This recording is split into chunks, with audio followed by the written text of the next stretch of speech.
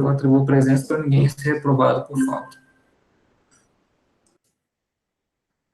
Ok, pode ser perigoso, mas vocês entenderam a analogia, né? Linguagem metafórica. Vamos lá, então. Vocês já leram o texto, né? Pelo menos eu acho que leram.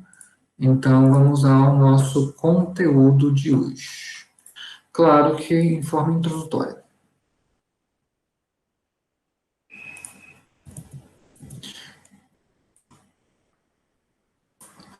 Nosso objetivo hoje, meu objetivo com vocês, é a gente refletir um pouco o contexto judaico da formação do Novo Testamento. Por que o contexto judaico? Porque você tem, no ambiente do Novo Testamento, pelo menos 3 eixos importantes para você compreender, e claro, eles estão imbricados e se relacionam.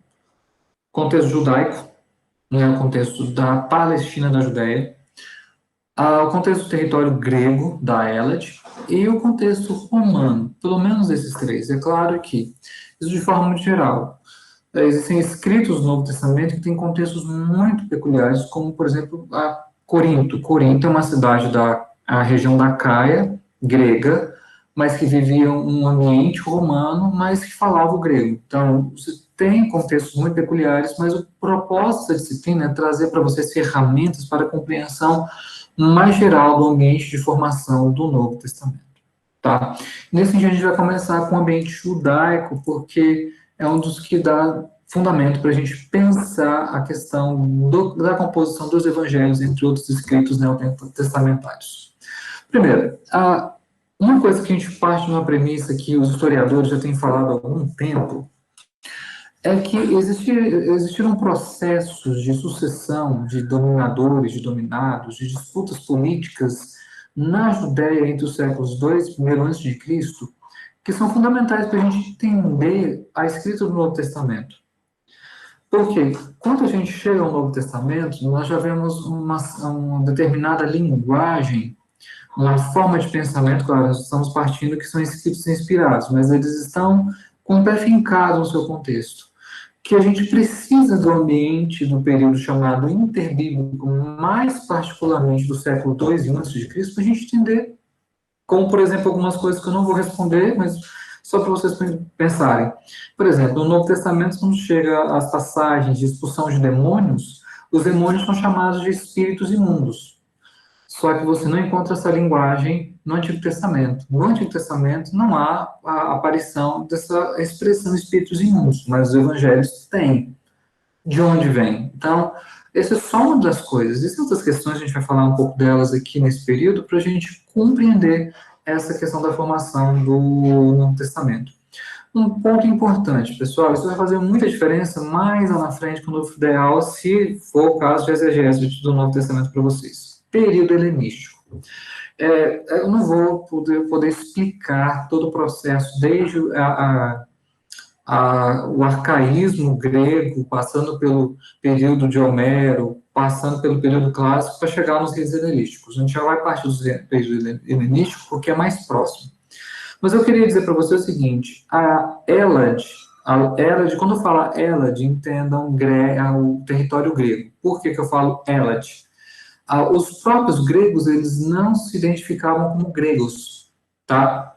Quando eles tinham que fazer referência ao seu território, eles falavam de Hélade. E eles se referiam a si mesmos como Elas, ou Hellas, né? Ou como helenos.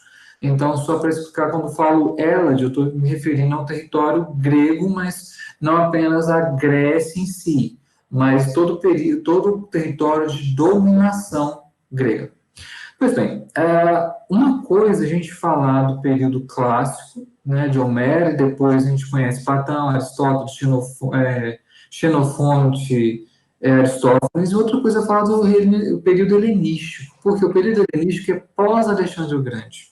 É um contexto muito diferente. Então, por isso que eu tenho dificuldade em fazer aquelas análises muito genéricas em termos do contexto grego, né, porque uma coisa é você falar da Grécia, da Hélade, no período de Platão. Outra coisa muito diferente, mas é muito diferente, é falar do século II depois de Cristo, antes de Cristo, melhor dizendo.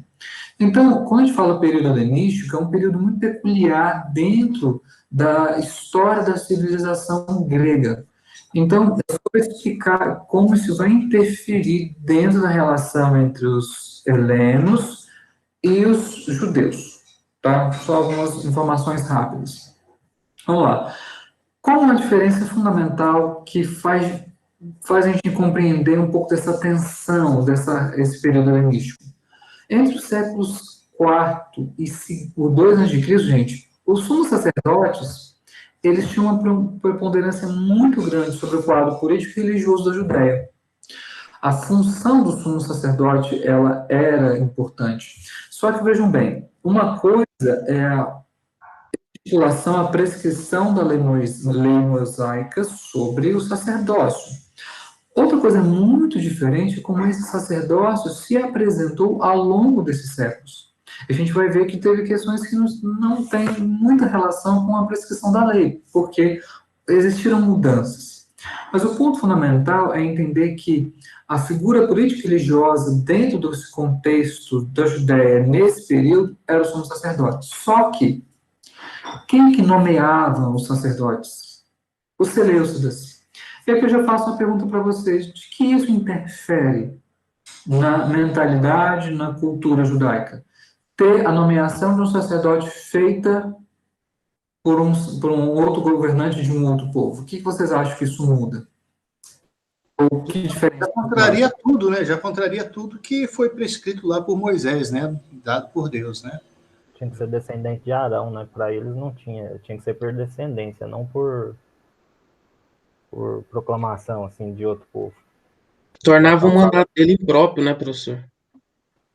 E era feito na vida dos seus interesses, né? Ele é impróprio para quem? Para o próprio povo. Ele não via que ele tinha autoridade vinda de Deus, entendeu? Eu penso assim.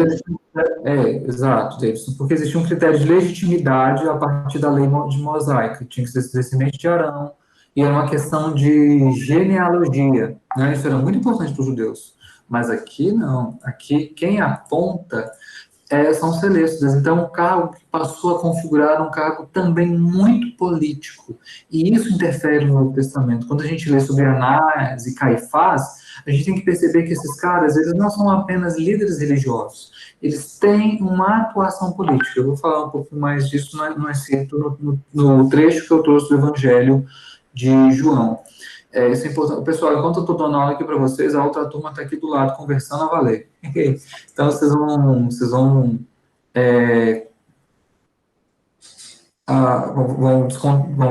compreendendo aí. Então, esse é um ponto importante. E isso, claro, trouxe uma profunda tensão. O ambiente da Judéia, ele se tornou uma confluência de tensões. Por quê? Se você tinha aqueles que sumo sacerdote que era indicado pelo Seleucida, o governante Seleucida, já no Antíoco III, Antíoco IV, existia um grupo que era opositor, que via nisso uma deturpação de um ofício, de um cargo que tinha um aspecto de sacralidade. Então, isso gerou uma insatisfação muito grande por parte dos judeus, dos vários partidos.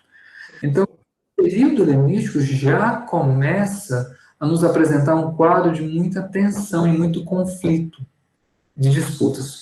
Eu trouxe aqui para vocês entenderem um pouco. Quando a gente fala de reinos helenísticos, períodos helenísticos, o que nós queremos dizer? Quando Alexandre o Grande morre, o território de domínio grego ele é esfacelado em, vamos dizer assim, 4 grandes reinos. O de Cassandro, Lisímaco, Ptolomeu e Seleuco. Os mais importantes do ponto de vista bíblico, ou que mais interfere na formação do Novo Testamento, é o de Ptolomeu, porque é do Egito, e o de Seleuco, que é exatamente a região da Palestina. Embora esses mapas eles são meramente ilustrativos, porque, perceba bem, Jerusalém, nesse quadro, está aqui dentro do território de Ptolomeu. Só que, na verdade, ele pertencia, em termos políticos, ao território de Seleuco, então ele era governado por Seleucidas. Então, quem que ensinou isso aos gregos? Os gregos inventaram essa divisão de território, não é uma coisa inédita deles. Qual foi o império anterior ao Império Grego? Ou a civilização grega grande que dominou também uma região vasta? Você sabe me dizer? Lembra aí, puxa aí da aula de história. Persa? Babilônia? Medo Persa. Pérsia. Essa. A Pérsia dividia seus territórios em satrapias, por isso você tinha os sátrapas. E os gregos simplesmente eles aderiram a esse repertório persa e fizeram o mesmo. Dentro dessa divisão, o território da Palestina ficou sob o domínio dos Seleucidas.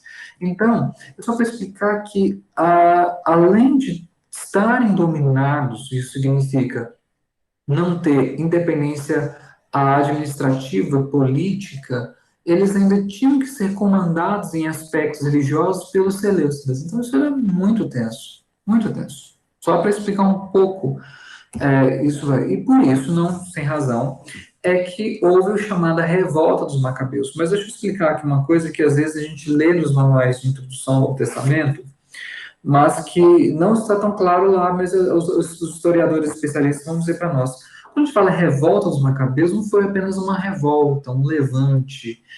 Deixa eu explicar bem esses conceitos aqui para vocês. Deixa eu interromper o compartilhamento. Não foi apenas uma revolta, um levante. O que a gente chama de revolta dos Macabeus foi o resultado de um processo de levantes pequenos e menores que ocorreram na Judéia. Então, quando a gente lê sobre a revolta dos Macabeus, a gente tem que entender que, na verdade, há um processo anterior em que já existiam insatisfações e resistências ao governo dos Seleucidas. Só para explicar bem, quando a gente fala revolta, não é um período só, mas um processo, um amplo processo de resistência dos judeus aos Seleucidas. Eu vi que o Tarsis levantou aí a mão. Quer fazer alguma pergunta, Tarsis? Eu estava querendo só entender, porque um pouquinho mais lá atrás, a respeito, quando o senhor falou sobre a questão dos sacerdotes, né, vir como uma questão política, né, eles tomarem posse agora dos cargos. Uma vez eu tinha lido um pouco sobre isso também, mas, assim, uma das coisas que eu queria perguntar para o senhor, assim, é certo, então, dizer que porque eu já vi alguns usar a expressão de que Ciro, né, era amigo dos judeus, né? Porque naquela época ele devolveu o direito do povo voltar a cultuar a Deus e tal, e tal. Mas nesse período aí foi justamente o período que as coisas se tornaram muito mais política, o ofício sacerdotal se tornou de uma forma muito mais política do que, de fato, como deveria ser, né? Vindo da linhagem de Arão, continuando aquilo que a palavra já tinha, o próprio Deus já tinha orientado. Então, dessa forma, a gente percebe que houve uma permissão para que o povo voltasse, mas também, assim, a questão ainda, a peça ainda continuou mandando e influenciando, terminou influenciando ainda nas questões do povo de Israel. Sim, a tua pergunta é relevante, tá? Pelo seguinte, quando a gente trabalha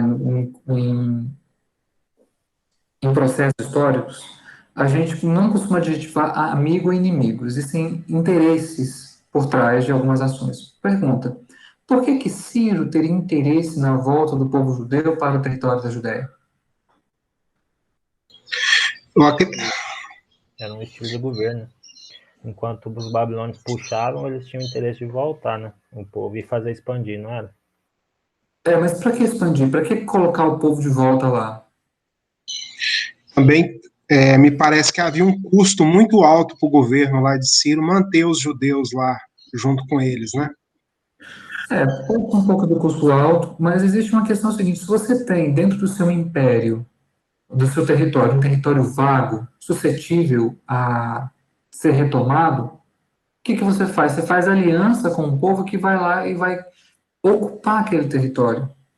Então, embora Ciro tenha deixado, de fato, os judeus para a Palestina, não era só uma questão porque ele era amigo, é porque ele tinha um interesse na ocupação do território e estabelecer uma aliança com o povo judeu lá de ser um território vassalo.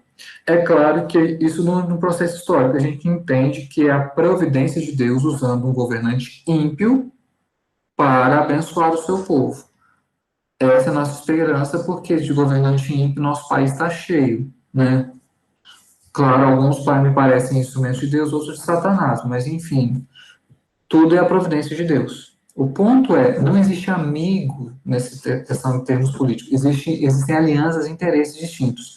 Ciro tinha interesse em que o território fosse ocupado. Para que ele ficar com um contingente judeu, que nem era muito grande, tá? O povo que volta para a Palestina é um contingente bem menor do que aquele que foi para a Babilônia, diga-se de passagem. Mas, de alguma maneira, era importante, do ponto de vista estratégico, que aquela região fosse ocupada por um povo amigo, em termos assim, de aliança. Então, por isso é que ele, então, permite a volta. Que isso era estrategicamente interessante para ele, como rei, né? Então, só explicando um pouco disso. Só para vocês entenderem um pouco, se fala do processo de um sacerdócio que saiu de uma função religiosa para uma função política, a gente vê um processo parecido, claro, em contextos muito diferentes, com o que a gente viu no Brasil nas últimas décadas, em que a função do pastor, que era a função mais de guia espiritual e teológico do povo, ele adquiriu uma conotação política muito grande, em que você passou a ter um número de pastores candidatos a vários cargos maior, em que eles têm alianças com políticos, eles têm gerência em assuntos de Estado. Isso também é, de alguma maneira, uma função que era, a princípio, religiosa, ela assume um caráter político. É claro, as razões pelas quais isso acontece no Brasil e aconteceu na Palestina no século II e III a.C. são razões diferentes. Mas eu quero mostrar para vocês que isso faz parte do jogo político, faz parte da diplomacia, da relação entre povos, né, que era uma coisa muito frequente e intensa no mundo antigo. Tá aqui tudo bem? Não me acompanha? Professor, estou tocando esse assunto aí, questão política, né? Aconteceu com os puritanos lá, a colonização dos Estados Unidos, né? Lá houve diversos líderes puritanos que se tornaram políticos lá. Só que a influência deles como políticos lá foi muito positiva, né? Assim, os aspectos gerais, eles tiveram, assim, uma influência muito forte lá na colonização dos Estados Unidos, né? Assim, eu não sou especialista em história dos Estados Unidos, mas algumas questões rápidas que eu já li na faculdade, textos que eu já trabalhei. É que vamos dizer assim, a implantação, a formação da nação americana, norte-americana, melhor dizendo, ela não contou apenas com a atuação dos puritanos, também teve católicos e outras linhas religiosas, luteranos, anglicanos. Muitos puritanos eram. Esse é um primeiro ponto importante. Segundo, é que o puritanismo serviu como um aparato de discurso religioso para, de alguma maneira, guiar aqueles colonos ou os ingleses, não só o norte-americano, ao domínio daquele território.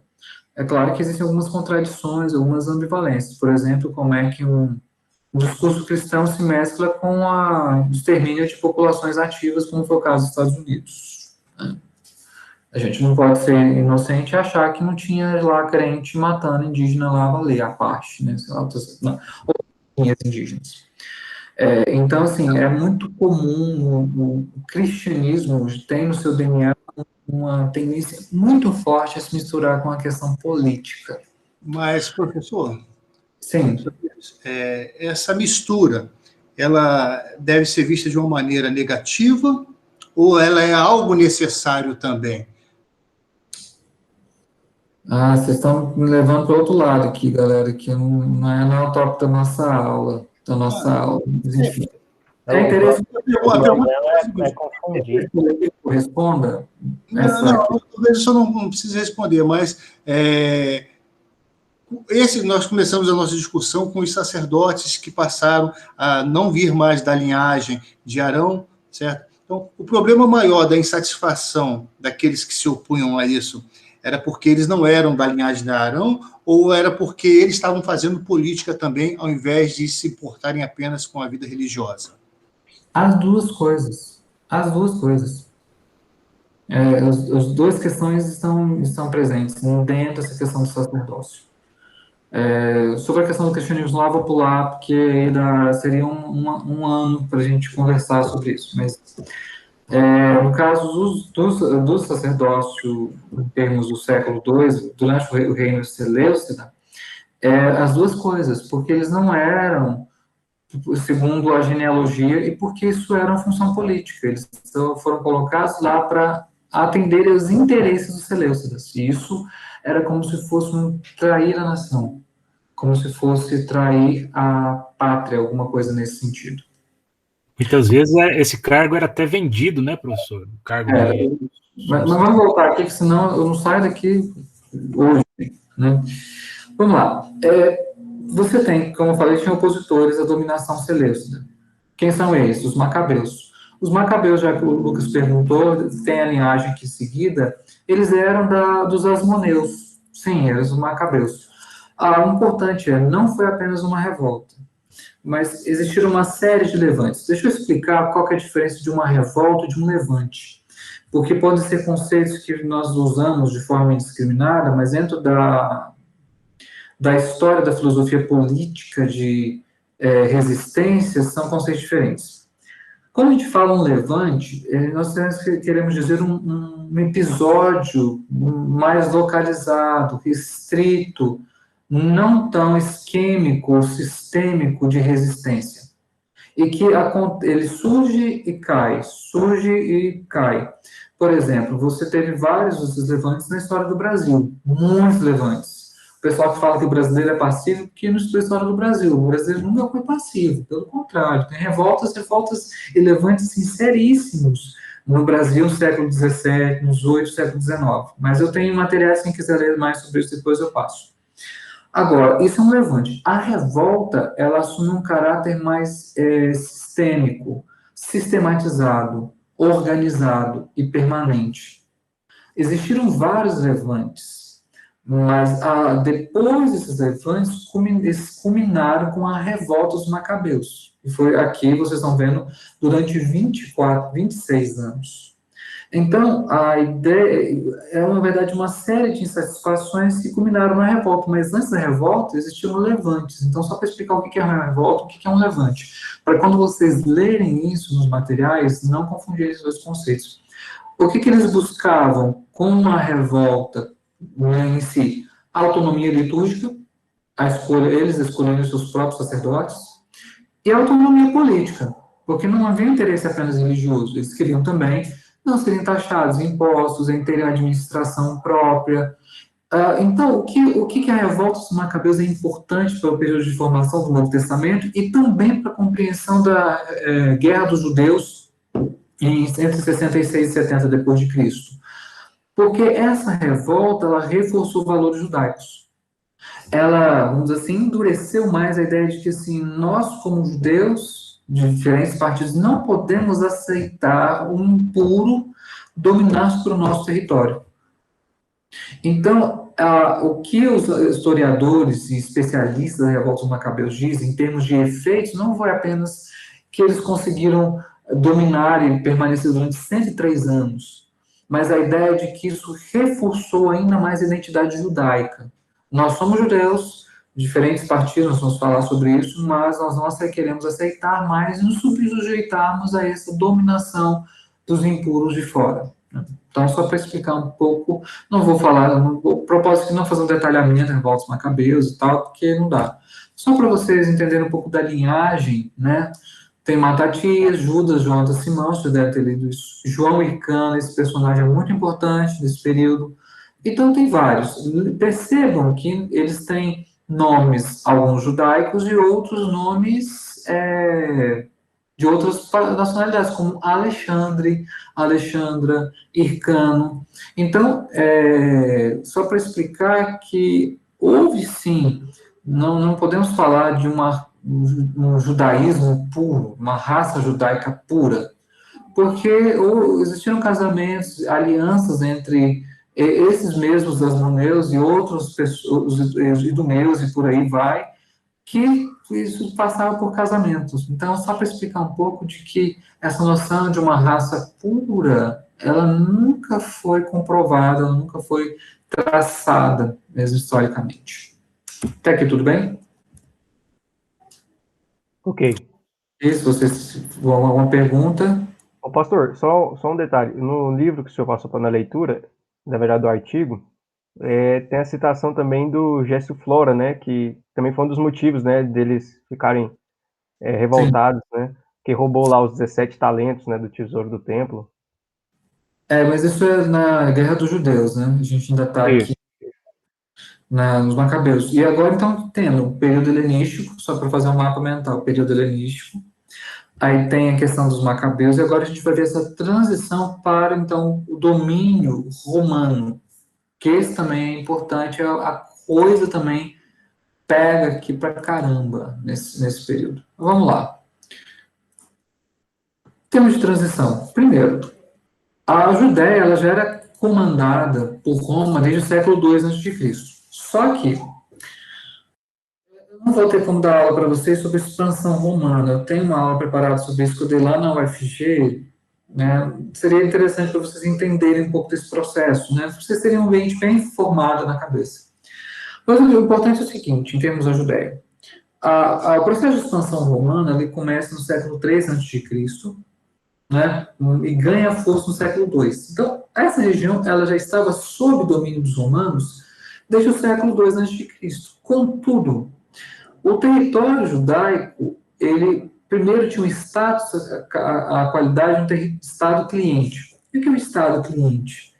É um Estado que você tem liberdade administrativa em termos dos cargos administrativos, dos ofícios administrativos, ou liberdade política, em termos assim, você tem menos ingerência de Roma, só que como Estado cliente, você tem a taxação de tributos, de impostos, você tem que pagar impostos para o povo dominador, os dominadores que aqui são os romanos. Esse é um ponto importante. Agora, no final do século I a.C., início do século I depois de Cristo, que isso tem a ver com o Novo Testamento, mas particularmente a Judéia foi colocada sob a jurisdição da província da Síria.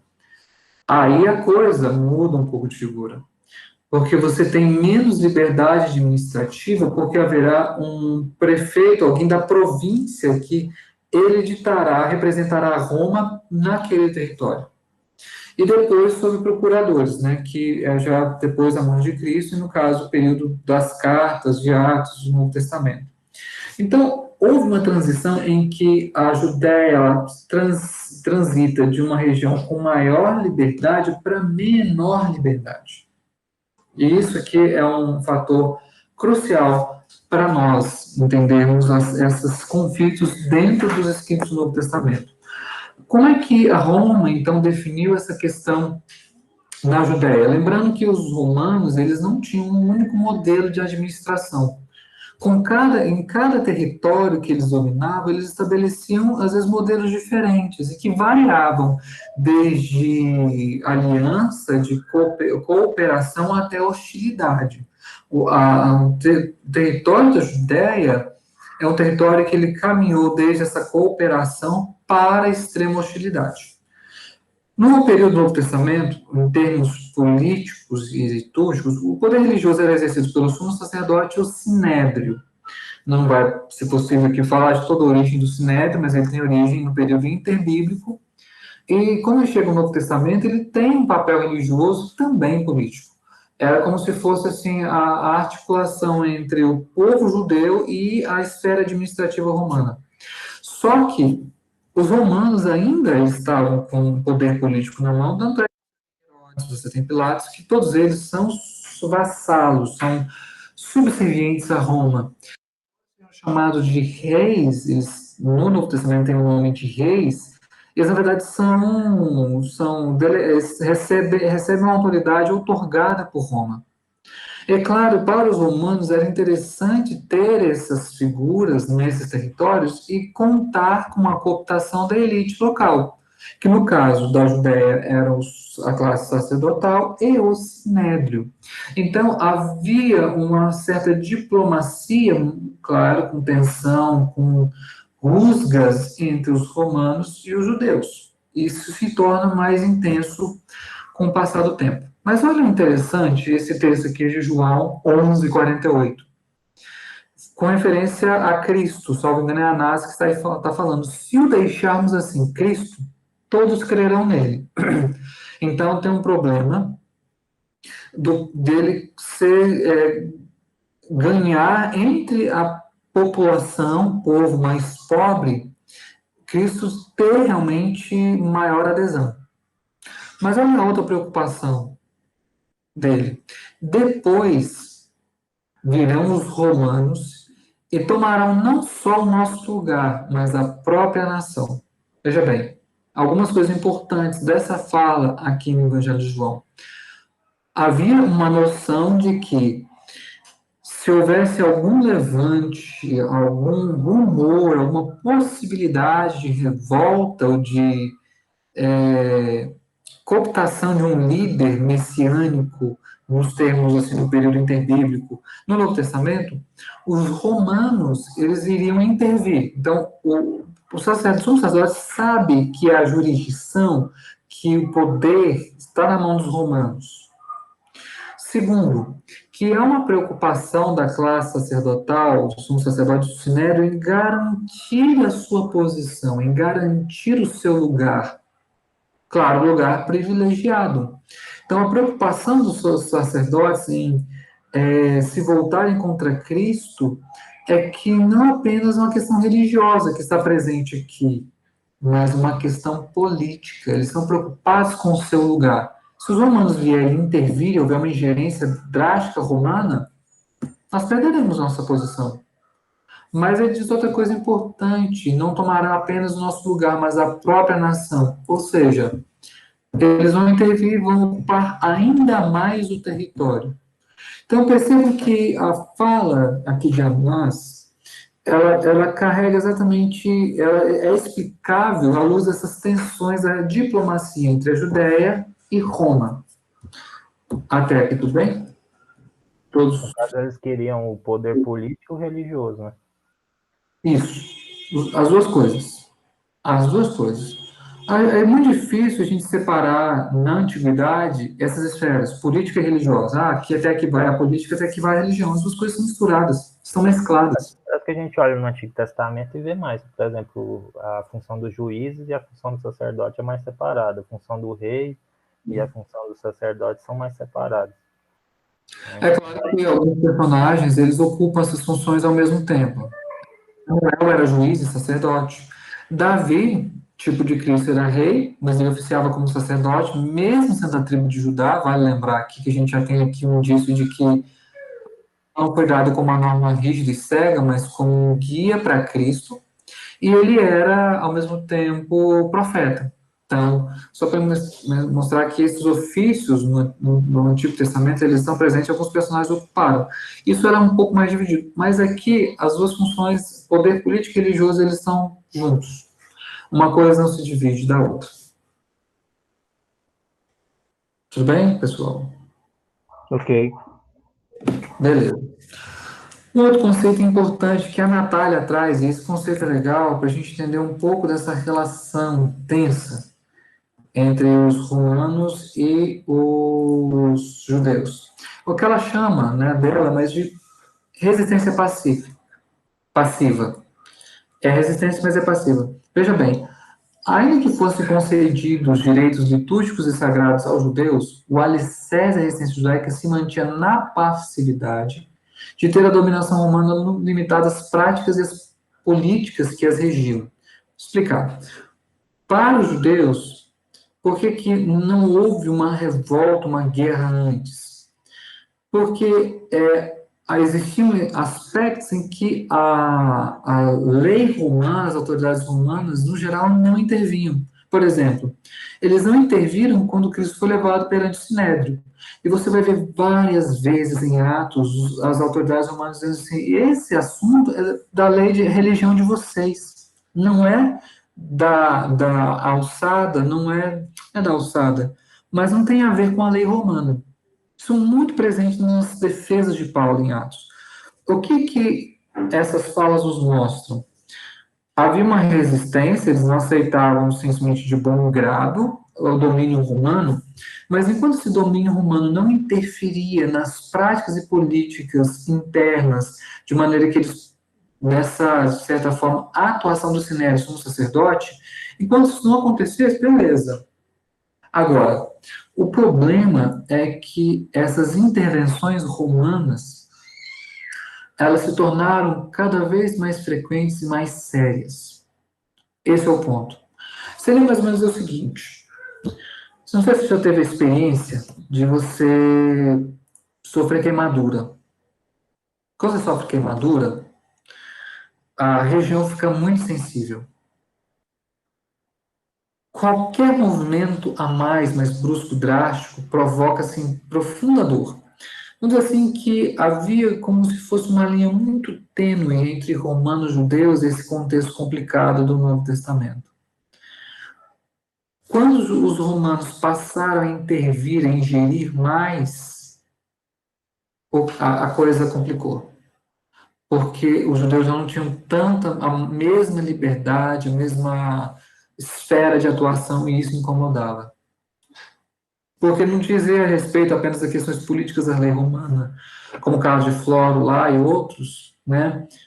Havia vamos dizer assim, um sacrilégio daquilo que para os judeus era sagrado, né? Violação do templo, do sacrifício, para eles isso era sagrado. Então, a situação era frágil. Quando, então, essa ingerência se tornou mais aguda, a coisa se complicou, né? Isso a gente precisa compreender em termos de resistência passiva. Mas aqui a gente já está caminhando agora para a questão da própria guerra dos judeus, para a gente entender um pouco esse ambiente. E aqui eu trago, aqui da Natália, o essay do Flávio José. Vamos dar uma olhada aqui no Flávio José, o que ele diz para nós. Deixa eu só compartilhar a tela correta aqui para vocês. Vejam bem, aqui palavras dele. Como os romanos não imaginavam que os judeus pudessem ser tão usados para realizar semelhante empresa, nem mesmo quando tivessem a intenção de fazer, sua divisão não lhes permitia executá-la. A maior parte havia deixado as armas, para somente a pensar em adiantar os trabalhos que haviam aprendido. Assim ficaram fora de si, com tão repentina incursão e para a qual não estavam preparados. O que o Flávio José está nos dizendo aqui? Por um tempo, por que não houve tanta ingerência no território da Palestina? Porque para os romanos, o exército romano, ele era quase que invencível. Então, existia no imaginário a ideia de que se houvesse necessidade de uma intervenção, eles iam intervir e ia resolver o levante pronto. Só que o que surpreendeu um pouco os romanos, trouxe uma desestruturação temporária do exército romano, é porque não, os judeus eles eram persistentes, eles eram ousados, mesmo estando numericamente, em termos bélicos, em uma condição menos favorável, eles ainda faziam incursões, eles ainda resistiram muito, né, diga-se de passagem. Tanto é, que eu ia trazer para mostrar para vocês aqui, mas eu esqueci de colocar nos slides, vocês devem ter visto a fortaleza de Massada. É um lugar que ainda quero ir. É lindo, lindo lugar. É esse aqui, deixa eu compartilhar a tela toda para vocês verem. Vocês podem procurar no Reverendo Google, ele também vai falar para vocês. Olha que interessante aqui a fortaleza de Massada. Isso. É no alto do monte, inacessível, uma montanha inacessível e muito alta. Eles existiram até o final. Então, para os romanos, eles não contavam com esse grau de resistência dos judeus, mas existiram, tanto é que para eles tomar essa fortaleza, eles tiveram que construir uma ponte, alguma coisa assim, porque foi o último reduto da revolta, né, da guerra dos judeus, né, só diga-se de passagem. Então, isso é importante entender que a resistência passou de passiva para algum momento ela se tornou um pouco mais muito ativa. Vamos lá para a gente caminhar para o final da nossa aula. Estão vocês agora muito quietos. Pastor, vou fazer só uma pergunta. Pelo menos me deu essa impressão lá na Natália que parece que os judeus tinham uma estratégia de guerra assim muito bem, porque eles tomaram coisas específicas, né, momentos, locais específicos assim para que conter esse avanço romano, né? Tanto é que eles tiveram que recuar no primeiro momento, né? Uhum. Então assim, será que já tinha esse pensamento de antes ou porque parece que são assim, aconteceu aquele negócio do templo, né, deles entrarem dentro do templo Uhum. e logo de cara já começou essa revolta. Ou era uma coisa assim, ou foi espaçado isso, que eu fiquei assim meio, parecendo que eles já tinham isso em mente, assim, não foi uma coisa assim, bem pensada, parece. O legal da tese da Natália, que ela vai tentar demonstrar, é que a revolta dos Macabeus trouxe para o imaginário da cultura judaica a ideia de que eles tinham condições de resistir forte, né, para reafirmar os valores judaicos. Então, não é que simplesmente houve a invasão do templo e aí a revolta aconteceu. Mas o que, pelo menos, ela tenta mostrar é que, na verdade, havia um ambiente em que essas tensões já eram presentes, se tornaram mais agudas, mas já existiam outros momentos, levantes menores, em que judeus foram mortos por autoridades romanas. Só que chegou num ponto em que a legião romana, parte dela, localizada em Jerusalém, não conseguiu resistir aos revoltosos. E aí a coisa se tornou mais sistêmica. Não sei se eu consegui te responder a sua pergunta, Rafael, mas não foi uma coisa muito assim, instantânea. Ela foi o resultado também de um processo. Pastor, eu entendi que ela se tornou mais sistêmica assim quando o Vespasiano, né, vem, é mais ou menos isso, porque aí vai falando das estratégias e tudo mais, quando tem essa interferência do Vespasiano e tudo mais. Quando o Vespasiano vem o exército do romano, veja bem, uma coisa importante explicar. O exército não ia sair de várias regiões vizinhas ou de Roma para ir para a Judéia apenas para conversar e dialogar com os judeus. Falar, gente, estamos aqui, mas a gente está sabendo de uma revolta de vocês, o que está acontecendo? Não, os caras vêm para chutar a porta, sentar a bicuda, velho, e resolver o negócio na linha dura. Então, quando o Vespasiano organiza e ele recebe a autorização para reunir os exércitos e ir para Jerusalém ou para a Judéia, já tem em vista que todas as tentativas diplomáticas pacíficas já foram esgotadas, não tem mais. Ou seja, para os judeus, quando eles sabem disso, sabem que é guerra, que é luta armada mesmo, que é sangue. Não, é porque, assim, antigamente se matava muito, né? Hoje em dia mata-se também, mas lá é sangue. Então, o que eu posso dizer é que os judeus sabiam também que quando os exércitos romanos estivessem já preparados e em direção à Judéia, era guerra. Não era tratativa de paz. Você já tinha ficado para trás há muito tempo. Então, Professor, sim. não, pode concluir, por favor. Então é isso, porque um exército romano, um exército, milhares de pessoas, ele só locomove para uma região como a Judéia, que é distante, porque é uma situação grave, séria, e porque eles estão para sentar o cu mesmo, descer o porrete, a espada e acabar com a revolta. Esse é o propósito. Sim, Assim, Caio, bem pode... rápido. É porque eu percebi que como o sacerdote que estava lá foi eleito, não por eles, e ele meio que abriu assim como se tivesse aberto o lugar para que todo mundo viesse. Então, quer dizer, é como se estivesse recebendo todo mundo que estivesse fugindo de alguma forma. E aí eles criaram essa resistência lá. E aí foram fortalecendo, e dentre eles, tinha uns que já conheciam os processos de guerra dos romanos, né? E começaram a aplicar isso, porque essa revolta demorou. E por fim, né, o meu xará lá, que foi infeliz lá, né? O general Caio que vacilou, porque ele leva uma galera também que era mais velha, né? Que não conseguiu a luta lá, que é quando esse general vai. Só que ele vai com Uhum. uma coisa que eu achei interessante, que ele vai com 30 mil homens.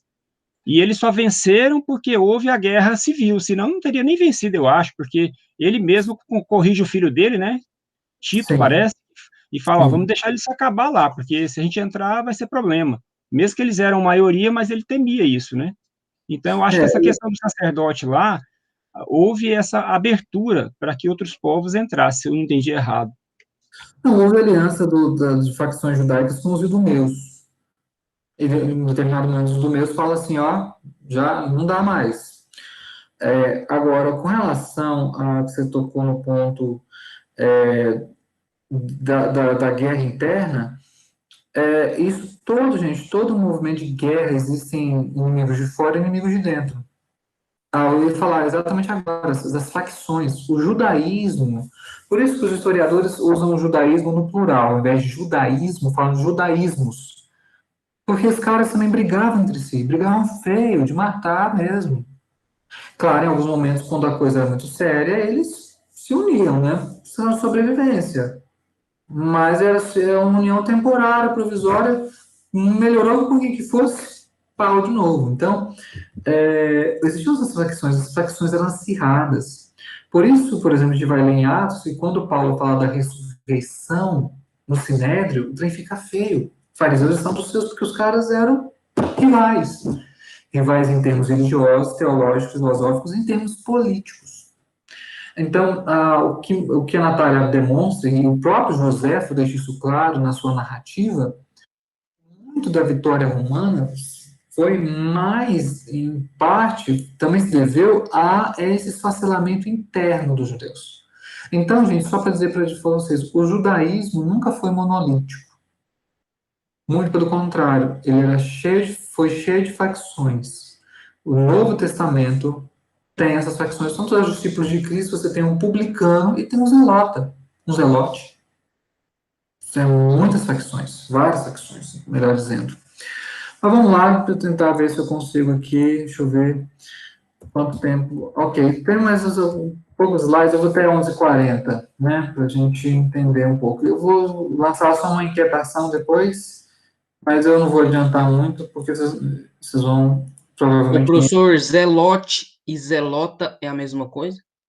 Zelote é o que a gente chama na teologia. Só me engano, a palavra latina é zelota, não zelote. Né? Tá bom. Mas se refere ao mesmo tipo de povo. Mesmo tipo. Vamos lá, vamos ver. As fontes antigas registram 3 seitas judaicas no Novo Testamento. Fariseus, saduceus, os essênios. Só um detalhe, Flávio Joséfo, entre poucos outros que mencionam os essênios. E depois uma quarta se formou, que são os zelotes. Toda essa galera, fariseus, saduceus, essênios e zelotes, divergindo do ponto de vista teológico, filosófico, social e político. Todos. Alguns vão estimar que os fariseus eles eram mais favoráveis ao domínio, mais amigos dos romanos. Outros vão dizer que os saduceus não eram muito assim favoráveis. E os essênios eram um outro grupo à parte. Os zelotes extremamente radicais, tanto é que eles chamavam de sicários, né, que eles faziam assassinatos pontuais, especialmente de publicanos. Essas questões, essas divisões, elas já estão presentes no Novo Testamento. Nós vemos no Novo Testamento fariseus, saduceus, nós não vemos os zelotes, mas não vemos os essênios. Eu vou, depois desse slide aqui, e falar um pouquinho de Flávio Joséfo, eu vou comentar sobre os essênios. Mas o que acontece, o que Flávio Joséfo e historiadores vão mostrar é que essas divisões se intensificaram e aprofundaram durante a Guerra dos Judeus. Se tornou ainda mais forte essa divisão, essas divergências teológicas, filosóficas, sociais e políticas. Vamos ver o próprio Joséfo. Havia entre nós, ele se coloca como judeu, claro, 3 seitas diversas: fariseus, saduceus e essênios. Aí tem aqui os essênios e tal, beleza. Aqui ele vai divergir em questão do destino. Ok, o ponto que a Natália vai tocar, e eu vou até tirar aqui da apresentação para a gente poder entender, é o seguinte: nas fontes antigas, você vê menções claras aos essênios. Na literatura teológica, é acostumado a associar essênios e comunidade do Mar Morto, como se fossem a mesma coisa. Mas a indagação não tem resposta definitiva nem conclusiva. É que para José e para outras fontes antigas, há muita incompatibilidade entre os essênios e aquilo que a gente vê nos manuscritos do Mar Morto. De tal forma que leva a perguntar se eram o mesmo grupo.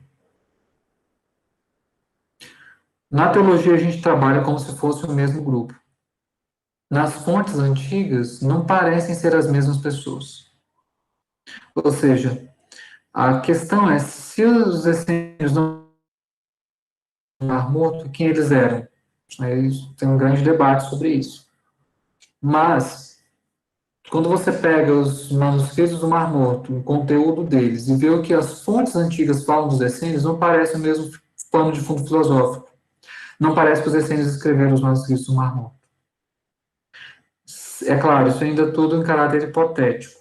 Mas, se houver um fundamento em considerar o que as fontes antigas estão dizendo para nós, teria que fazer toda uma revisão da literatura teológica, que fala que os essênios são os autores dos manuscritos do Mar Morto. Então, teremos que trabalhar como se fossem dois grupos à parte. Um outro grupo, que é a comunidade do Mar Morto. Só para trazer um pouco dessa inquietação, desse debate para vocês. Mas ainda existe essa inquietação ou o pessoal resolveu, não, deixa assim, não vamos mexer nisso? Não tem nada resolvido nisso aí. Augusto Nicodemos tem um livro, a gente leu, a Bíblia e seus intérpretes. É o que ele fala. Não resolveu não. Na verdade, é um ponto de vista mais histórico do que exatamente teológico, porque o Novo Testamento não fala dos essênios. Então, o que eu poderia dizer é o seguinte, André, a pergunta vale a pena ser respondida ou ser trabalhada. Porque se não for o mesmo grupo, então a gente tem que fazer uma grande revisão aí, porque tudo quanto é material de teologia, introdução ao Novo Testamento, está essênios e Mar Morto como se fosse a mesma coisa. Se não forem, isso aí muda o quadro. Então, se os essênios não eram os autores dos manuscritos do Mar Morto, quem eram esses caras? E quem eram os essênios, então? Aí, assim, a pergunta ainda não foi respondida. Eu só levantando a inquietação. Olhando o que Joséfo diz dos essênios, galera, Flávio Joséfo, não é a mesma coisa, não. Nem a pau. Não. A gente leu esse livro em hermenêutica, que é a Bíblia e seus intérpretes. Aí lá o Augusto Nicodemos mostra as diferenças entre as culturas. Coloca lá até o mestre lá, que tinha um cara que era um mestre. Mas lá ele não define, não. Define? Não, ele tem aberto porque não tem resposta. Não tem resposta. Mas aqui... Senhor, professor, o que é que o senhor acha? Cara...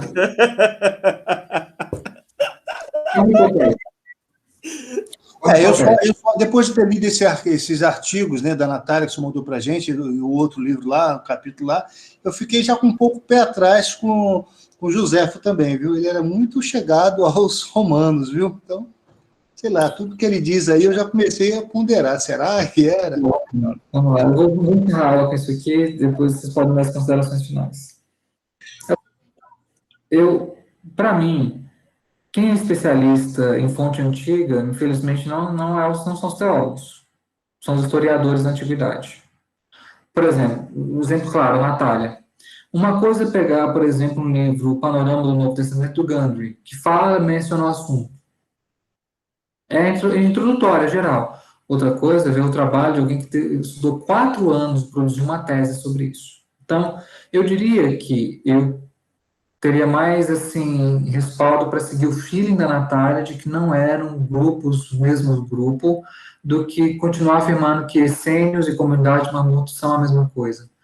Porque se o Joséfo faz a diferença, ou se ele dá a entender que esses essênios, filosoficamente, são um grupo definido, e quando você vai para os manuscritos do Mar Morto, a coisa parece diferente, então a gente tem que pensar, revisar essa nossa premissa. Eu diria isso. Então, em termos do debate, eu, por enquanto, acho que a pergunta da Natália faz sentido e a hipótese dela tem uma certa razoável. É razoável. Então, eu vou tentar corrigir daqui para frente e não falar dos essênios como a comunidade do Mar Morto. Professor, por isso que eu fui lá nas considerações finais dela, e eu confesso que eu fiquei muito intrigado, viu? É intrigante, é inquietante. Eu troquei e-mails com ela, eu conheci ela pessoalmente. Eu tive duas Ela dúvidas. falou que isso é uma coisa que ainda está em aberto, não está fechado. Eu Que- fiquei com duas dúvidas, né, Sim. na questão dela lá. Pode terminar aí depois. Então, assim, não está fechado. Ela não tem uma literatura, não tem uma historiografia ainda que, vamos dizer assim, argumenta nessa linha, mas existem compatibilidades entre os essênios e os manuscritos do Mar Morto. Muitas, mais incompatibilidades que proximidades. Então, a gente teria que perguntar por quê. Como O senhor falou que o senhor estudou com ela, né? Ela era cristã ou ela não? Não é cristã, não. Ok. Mas ela tem interesse na história judaica. Mas, enfim, é muito comum pessoas não cristãs estudarem assuntos ligados a temas bíblicos. Olha lá a sua pergunta, Rafael, para a gente fechar a aula. Duas. A primeira ela chega no final do que a gente leu lá, que ela fala assim que o judaísmo passou a ter uma literatura sacra. Eu não entendi, foi o que ela quis dizer. Ela quis dizer que agora deixava de ser um judaísmo baseado no templo e passou a ter uma literatura sacra, ou parece que ela entendia que a sacralidade da literatura começou depois do judaísmo. Boa pergunta. O que ela está comentando é que, a partir da Guerra dos Judeus, eles tiveram que oficialmente definir um cânon como parte da reflexão sobre a sua própria identidade. Então, existiam os escritos sagrados? Claro, existia o Antigo Testamento, já era escrito, já era estudado antes. Só que a partir da Guerra dos Judeus, eles tornam isso um caráter oficial.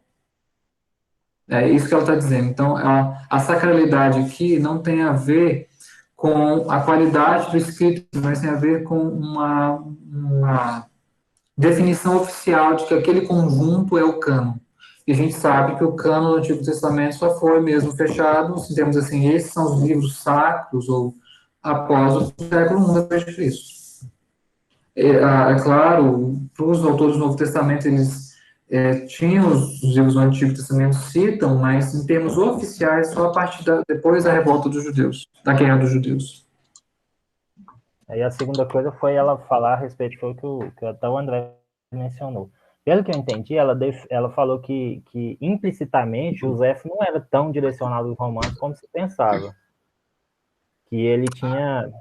E aí parece que eu entendi também que ele era judeu e foi chamado, ele foi... Como é que funcionou isso? Porque depois ele virou historiador romano. Ele tinha um nome judaico, mas ele ganhou o nome Flávio José em homenagem à dinastia flaviana de Vespasiano e Tito. Uma formulação dele. É porque é o seguinte, o que é a visão de uma historiografia, Rafael, que concebeu que José ele estava definindo o lado romano. Que ele, de alguma maneira, traiu a própria pátria dele e agora está defendendo o lado romano.